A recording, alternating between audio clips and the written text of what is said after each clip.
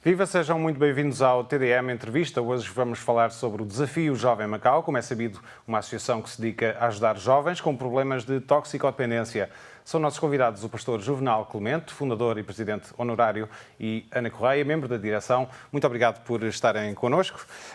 Pastor Juvenal Clemente regressa agora a Macau, onde no final dos anos 80, quase há 30 anos, foi então fundador deste Desafio Jovem Macau, que faz parte de uma organização internacional presente em dezenas de países pelo mundo fora, também em Portugal.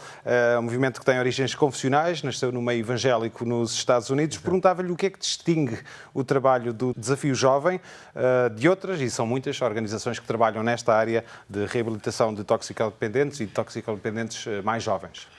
Eu agradeço a oportunidade que me dão de estar aqui nesta terra que aprendi a amar, Macau, onde dei tudo do pouco que tenho.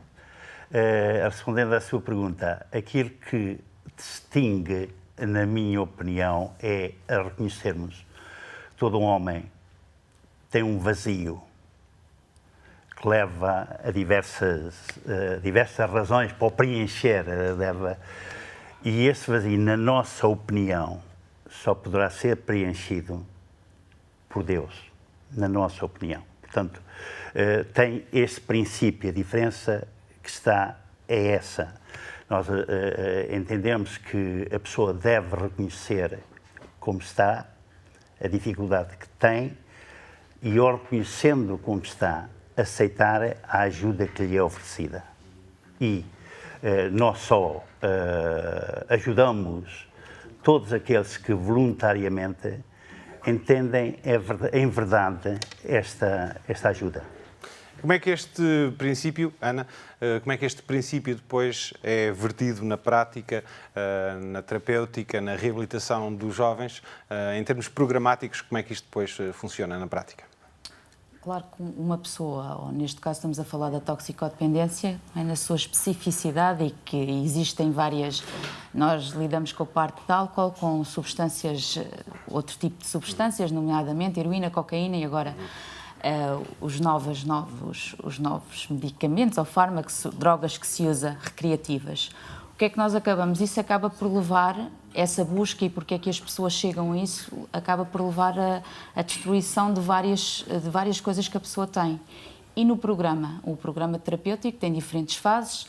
A verdade é que nós tentamos abordar, e ao longo dos anos também isto foi mudando, foi-se adaptando, foi-se melhorando, toda a parte quer psicológica, quer a parte funcional, educacional, isso tem em todos os programas, isso é tocado. No final, claro que acreditamos que a pessoa não é só isso. Precisa de se encontrar ela própria, e acreditamos que precisa de encontrar Deus. E isso tudo se aplica ao longo de um programa terapêutico, não é? Claro que existe a parte de livre-arbítrio da pessoa, do que é que ela, no meio disto, vai descobrindo, percebe dela, para poder ter ferramentas para depois enfrentar o dia-a-dia. Uma pergunta em jeito de provocação, no bom sentido. Quer dizer que a fé é o instrumento mais eficaz para as pessoas se libertarem das dependências das drogas? Para mim, entendo isso que sim, que é muito importante. Não é o mais importante, mas não é só. Porque se a pessoa não reconhece como está, não entende como está, e não entende que ele tem de fazer uma escolha, continua sempre na mesma. Eu usava só, a dar-lhe um exemplo, aqui em Macau, utilizava com a dificuldade de língua, etc., que tinha, às vezes levava 2 copos, um com água como esta, outro com água suja. E dizia, olha, se bebes esta água, faz-te bem. Se bebes esta, faz-te mal, mas a escolha é tua. E a pessoa tem de entender que como está, e ao entender como está, aceita ou rejeita a ajuda. Porque nós somos pessoas, cá está outro princípio, que Deus criou-nos à sua imagem e semelhança, deu-nos capacidade e inteligência para discernirmos o que é bem e o que é mau. A escolha é nossa. Portanto, a escolha é mas é importante saber quais as consequências da escolha que faz. Já agora, se um paciente, um toxicodependente, procurar ajuda, mas não for crente, como é que essa situação é gerida? É sempre ajudado, em todos os aspectos, vai neste princípio, que ele tem de reconhecer, primeiro, para ser ajudado como está, que necessita de ajuda. Seja qual for a sua situação, crente ou descrente, portanto, todas as pessoas são crentes, portanto, mas crente ou descrente neste aspecto, ele tem de reconhecer como está. E, reconhecendo como está, necessita de ajuda. Se ele, pelos seus meios próprios, se atentou muitas maneiras e não conseguiu, então é-lhe dada mais uma oportunidade. E se a pessoa quer realmente uma vida como deve ser, entende que quer mudar, que não está bem, ele vai aceitar e é ajudado. Em termos de toxicodependência aqui em Macau, no ano passado houve uma diminuição, é isso que dizem as estatísticas oficiais, uma diminuição até significativa e particularmente até entre os jovens, uma queda de quase 40% no ano passado. Perguntava-lhe, Ana Correia, esta diminuição é algo que se sente no terreno ou é mais uma estatística que acaba por não ter grande reflexo no dia-a-dia de quem trabalha com estas pessoas? Assim, na verdade, no dia-a-dia acaba por não ter grande reflexo, porque nós continuamos a... Mas têm recebido mais pessoas, menos pessoas, também têm acompanhado este movimento? Tem havido menos pessoas. É verdade, temos recebido menos pessoas, porque é assim, aqui no Desafio Jovem em Macau, nós grande parte recebemos jovens mesmo, adolescentes jovens até aos 30 anos, e muitos deles vêm encaminhados pelos serviços porque ou foram não é, apanhados em consumo ou em tráfico e são encaminhados, é dado uma opção de poder fazer programa de reabilitação. E tem havido alguma diminuição nesse sentido. Ainda assim, o peso relativo dos toxicodependentes que estão envolvidos com as drogas sintéticas, ainda há pouco referiu, tem vindo a aumentar. É verdade. O que nós notamos é que temos mais, então, os jovens e os adolescentes, e não só aqui e em Portugal, realidades completamente diferentes, mas nos jovens e nos adolescentes o que vemos é o consumo de drogas sintéticas, as chamadas as drogas recreativas, cada vez mais, e às vezes e com isso associado também maiores problemas de doença mental, de saúde mental, porque no fundo espoletam outro tipo de suscetibilidades que por vezes esses jovens têm e que necessitam de algum acompanhamento e perceber, porque acaba por haver despolutar em termos de doença mental mesmo, algumas destas situações.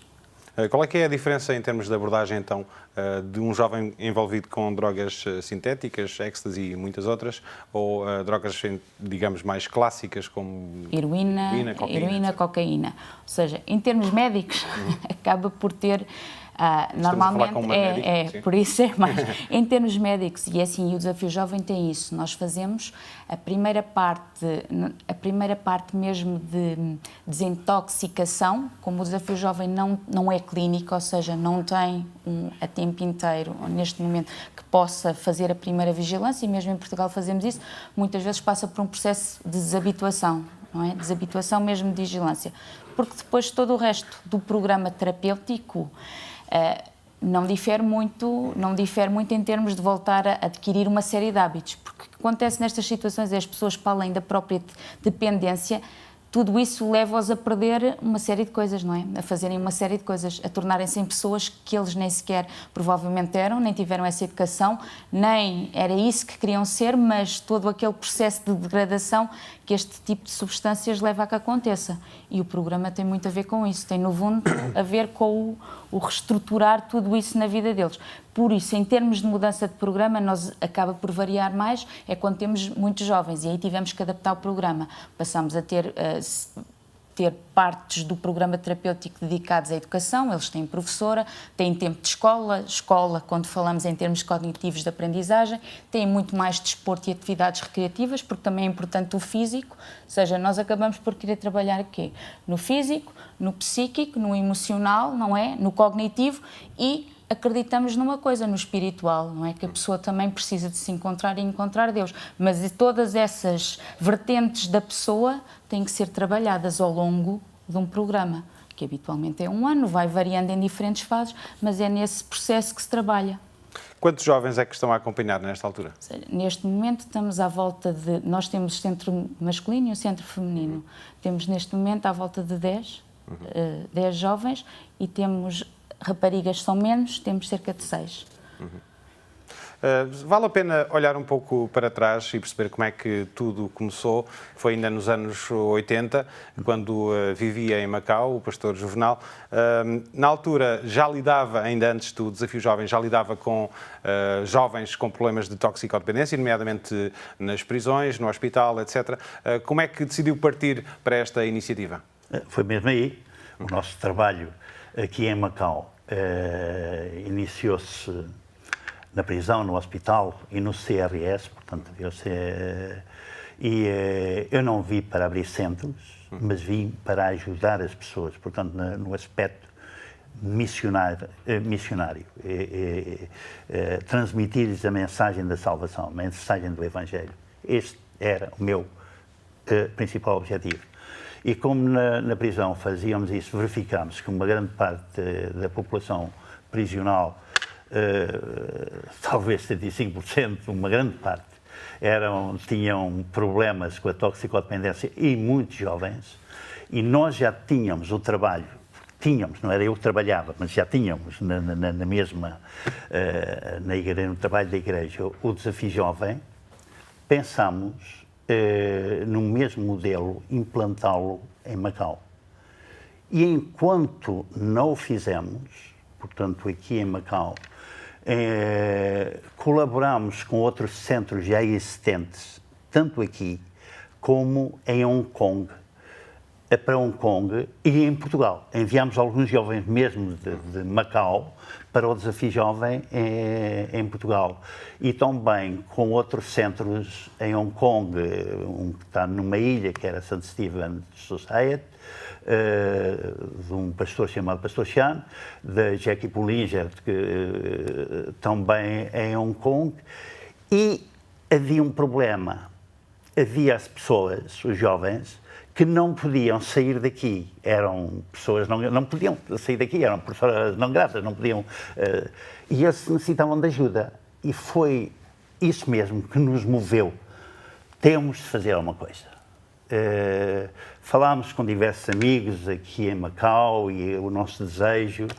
Tenho um amigo que eu nunca posso deixar de mencionar, que é bem conhecido em Macau, já não está em Macau, foi o engenheiro António Estácio, que sempre nos animou e foi ele que nos indicou um lugar onde talvez pudéssemos abrir um centro.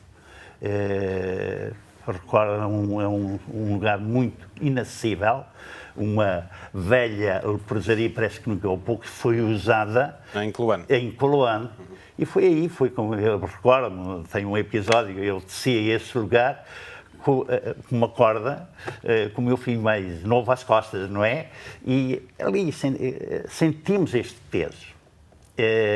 E conseguimos, com muito trabalho, com muita dedicação, com amigos que ainda hoje estão aqui em Macau, são de Macau, nos animaram a prosseguir neste trabalho. E aí desenvolvemos, portanto, o que já vai, o que demorou algum tempo, mas há cerca de 30 anos que está a funcionar. E olhando para trás, valeu a pena por todos aqueles que de alguma maneira aceitaram o desafio e tiveram uma vida de recuperação. A pessoa que nós temos à frente do trabalho é fruto deste trabalho e hoje está a fazer um trabalho muito melhor do que eu fiz. Portanto, isso alegra-nos. Portanto, foi uma pessoa que foi ajudada pelo programa e agora está a dirigir o programa, é isso? Exato. Muito bem. Nesta altura tem então 2 centros? Aqui em Macau. Sim, é tudo no mesmo local. São 3 edifícios separados de alguma maneira, porque o feminino e o masculino não têm, ou seja, as atividades diárias não se cruzam, embora fisicamente eles tenham passado para o mesmo espaço em Coloane. Ou seja, temos 2 centros a funcionar. Em termos de apoios do Governo, como é que está a situação? Tem tido suficientes? Neste momento são apoiados pelo Governo, ou seja, as vagas, como nós acabamos por chamar em português, dizer as camas são atribuídas e são suportadas pelo Governo, aqui pelo IAS, não é? Mas que, desculpe interromper, agora, sim, porque no início houve Também é interessante perceber este contraste. Um grande esforço, mesmo houve um esforço sacrificial de muitas pessoas de Macau. Eu sempre recordo algumas com muita saudade pela ajuda que nos deram, porque não tínhamos recursos. Na altura dependia dessas contribuições individuais? Sim. E de um pequeno subsídio também do Governo. Um pequeno subsídio que nós tínhamos do Governo. Estas doações ainda existem? Existem. Grande parte de todo o trabalho extra que é fora do que aquilo que o Governo apoia, é tudo feito por contribuições, donativos, e assim, o espírito que houve e que há, e se calhar era isso que até quando no início perguntava qual é que é o princípio que move e que nós possamos estar no Desafio Jovem Macau, em Portugal, e eu já estive noutros Desafios Jovens, porque por ter feito e ainda haver uma relação, isto depois tem por regiões, o da Europa, aqui nós temos o Ásia-Pacífico e a China, e pronto, os diferentes Desafios Jovens que se juntam no global, o que nos move não é a estratégia e a cultura que cada sítio tem na sua especificidade e até a sua necessidade. Nós, quando percebe até pelo decurso, o que havia uma necessidade e que esta especificidade da toxicodependência moveu pessoas e fez-las arranjar uma solução, ok, vamos trabalhar em conjunto, ou seja, todos os colaboradores. E neste momento, quer seja colaboradores, nós até costumamos dizer assim, porque temos colaboradores voluntários e colaboradores que têm a sua remuneração e é ali que tem o seu sustento. Mas grande parte do trabalho veio do voluntariado, vem de pessoas que se sentem incomodadas com a dificuldade dos outros e surge do princípio de poder ajudar o próximo. E o próximo é aquele que está ao nosso lado e que tem uma necessidade e o que é que nós podemos fazer. Precisam de mais voluntários nesta altura? Sim, nós aceitamos sempre voluntários. Em qualquer um dos sítios que tenham, nós aceitamos sempre pessoas que estão disponíveis a... Olhem, o que é que... Claro que aceitando, respeitando os princípios que existem, mas no princípio básico de poder ajudar o próximo. Ou seja, resume-se muitas vezes, e nós, é verdade, que podemos ter muitos manuais, mas um manual que rege, se calhar aquilo que é o coração de todos, é o princípio, é a Bíblia. E a Bíblia e os princípios, que são muitos dos princípios que nós vivemos como sociedade, esses aí são fáceis, se calhar não fáceis no sentido de vivê-los, mas são aqueles que todos nós como sociedade gostamos e queremos respeitar, não é? O respeito mútuo, o amor, a paz, o cuidar, tudo isso. E é por aí que nós tentamos sempre ajudar. Claro que ao longo dos tempos, e isso entrando aqui em Macau, com o desenvolver, houve um maior apoio do Governo, esta é a verdade, porque foram vários anos e o meu pai saiu daqui já há 20 anos, não é? E ao longo destes 20 anos nós temos sempre... Eu depois passei a vir várias vezes, por diferentes razões, para poder até ajudar em alguns projetos que o próprio Desafio Jovem não ligados tão concretamente ao Desafio Jovem Macau, mas a podermos ir a outros projetos, entrar na China, não é? Para poder levar também essa ajuda a sítios que ainda não tinham e que não havia estas ajudas que aqui em Macau têm crescido e têm aumentado. Mas tudo é feito, grande parte em voluntariado. E pegando justamente no que disse, entretanto, ao longo dos anos foram nascendo também centros do Desafio Jovem no continente, a partir de um apoio inicial de Macau, mas com autonomia, um aqui em Zhuhai e outro em Fuzhou. O que é que nos pode dizer sobre o que se passa nestes centros? Deixe-me só interromper, diga. Porque para mim é importante isto, o entender. Isto nasceu do grande amor deste rapaz que está à frente, o Acek. O Acek, ele dizia, eu sei como eu estava, eu sei como estou, eu sei como estão os meus amigos, eu sei como eles podem ficar. E este amor, porque nós tínhamos aqui um chamado chá convívio, onde as pessoas vinham da China ali aqui próximo, aqui em Aqsa. A Areia Preta. A Areia Preta, tínhamos aqui em que vinham muitos jovens da China. E até houve histórias que, quando nós falávamos de Jesus, houve uma vez um que apareceu aqui a perguntar onde é que morava o Senhor Jesus. Portanto, há histórias, mas só para lhe dizer, o trabalho na China é pelo amor que o Acek tem pelos seus conterrâneos, porque ele sabe como esteve, ele sabe como está ele sabe também como estão os seus amigos. Não resisto a perguntar, sendo uma organização que tem ligações claras com a religião, isto é de alguma forma um obstáculo à fixação no continente? Qual é a experiência que vocês têm enquanto desafio jovem? Em relação à China? Sim. É complicado. Muito complicado. Por vezes nem sempre é.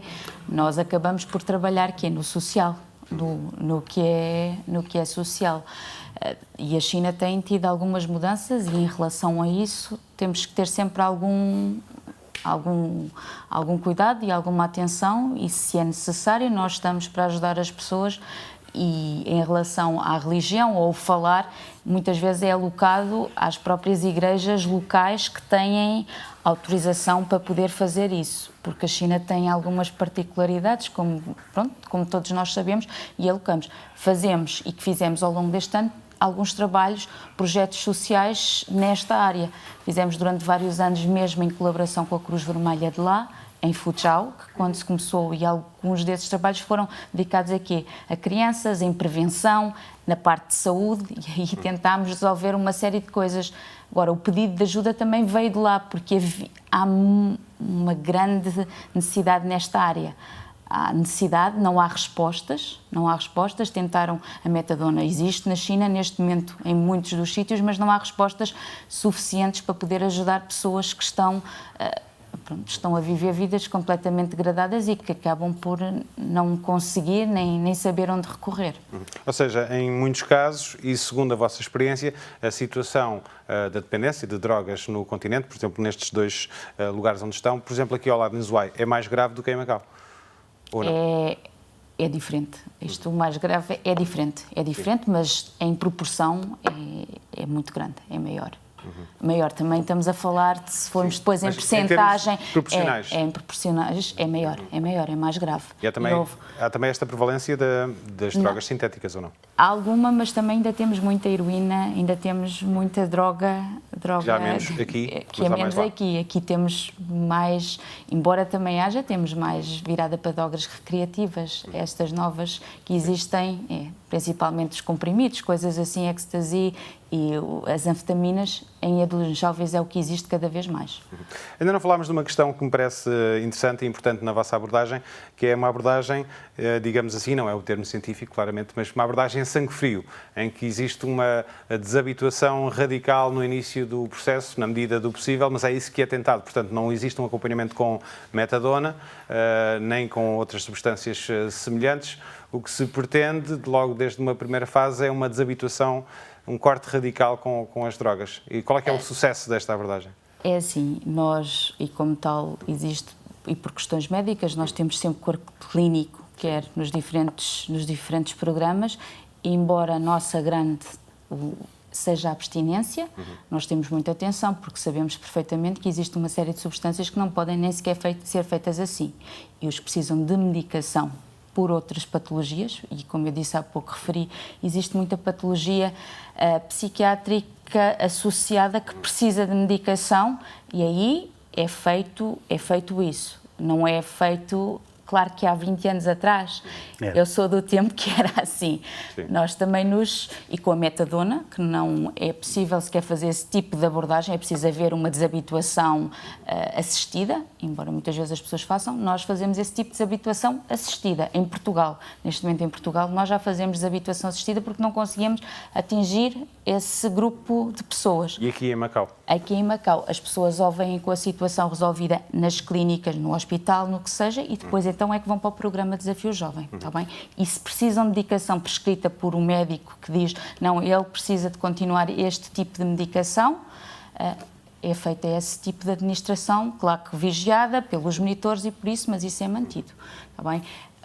A sangue frio que era feita há uns 20 anos atrás, neste momento, até creio, só nos desafios jovens que não têm ainda sequer possibilidade de ter esse tipo de acompanhamento, porque sabemos que pode ser prejudicial e então temos cuidado em relação a isso, há sempre acompanhamento nesse sentido. Mas tinha outro acompanhamento, e ainda hoje tem, sim. Mas lá na altura era outro acompanhamento, nós tínhamos sempre alguém cuidava da pessoa durante um período de tempo, 24 horas por dia. Sempre. Alguém com massagens, era sempre ajudado.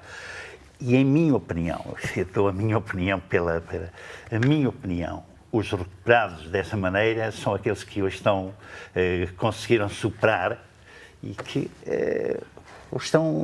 são cidadãos normais, com as suas vidas e, olha, são um exemplo, inclusivamente, para nós. São muitos deles, mesmo em Portugal, são eles que ajudam no trabalho. São eles que sustentam até o trabalho.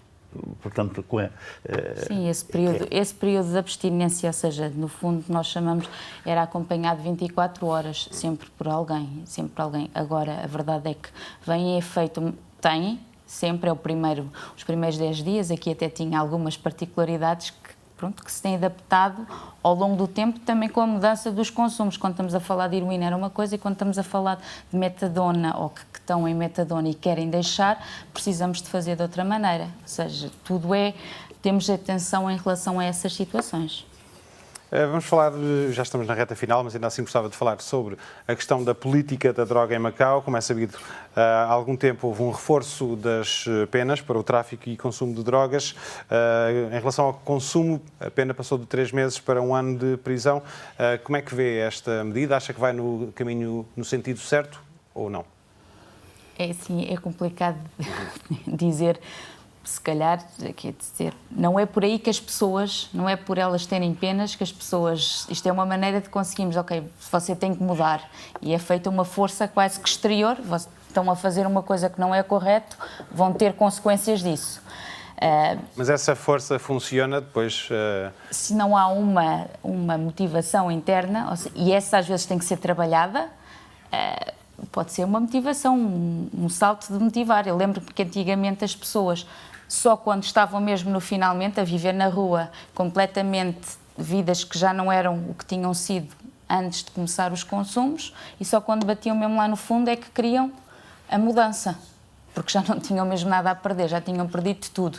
E aí queriam a mudança. E tínhamos situações que havia pessoas que os pais queriam, mas se enquanto eles não percebessem que necessitavam, nós não podemos obrigar isto. A verdade é que conhecemos. Enquanto não há um reconhecimento inicial, a pessoa percebe que precisa de mudar e quando está não vai chegar a lado nenhum, é muito difícil. Claro que pode haver uma série de forças externas a querer e um bocadinho... E tem que haver consequências dos atos que nós temos. Mas a pessoa acaba por ter o pior consequência que a pessoa tem, e sejamos sinceros, é na vida dela própria, não é? O que acaba por ter consequências às vezes de saúde, doenças que apanha, consequência a nível familiar, social, aquilo que perde. É uma maneira, não é uma estratégia. Portugal não tem adotado tanto esta estratégia. Pelo contrário, era isso que eu ia dizer, pelo inverso, contrário, completamente inverso, não tem adotado nada essa estratégia. Descriminalização do consumo, nomeadamente? Cada vez mais. Não sei se por aí vamos chegar. Agora, que as pessoas têm que perceber que não é o depender disso que vai levar, é uma estratégia política. Pastor Juvenal Clemente, este é um regresso a Macau depois de alguns anos de ausência, tem vindo esporadicamente ao território, mas viveu cá há muitos anos, mais de uma década e meia, 17. Não é? 17 anos. Como é que está a viver este regresso? Ainda conhece aqui muitas pessoas, muitas delas que ajudou no seu tempo. Muitas, eu tenho aqui muitos amigos e tenho pena que vou ter mesmo pouco tempo para estar com eles, vou sair. Olha, aproveito esta entrevista para enviar um abraço a cada um, mas tem uma diferença tão grande. Quando aqui cheguei em 1981, eu já tinha estado em 1974, tinha passado por aqui em 74, mas uma diferença tão grande. Mas é bom rever estes amigos e os amigos que aqui criei, que estão em Portugal, continuam a ser os nossos amigos também. Nós temos um bom número de amigos que criamos aqui em Macau, que estão em Portugal, e que mantemos, alguns estamos até a ajudar. Portanto, acompanham o nosso trabalho em Portugal, porque nós não paramos. Portanto, continuamos o nosso trabalho nesta área e noutras mais social, em que a Ana é responsável, que inclui não só um centro de apoio social em Chelas, onde servimos centenas de refeições, mas também 2 lares, um em Bicesse e outro em Almeirim. Pastor Juvenal Clemente, Ana Correia, muito obrigado por terem vindo ao TDM Entrevista. Muito obrigado também por esta oportunidade. Nós voltamos na próxima semana, contamos consigo. Até lá.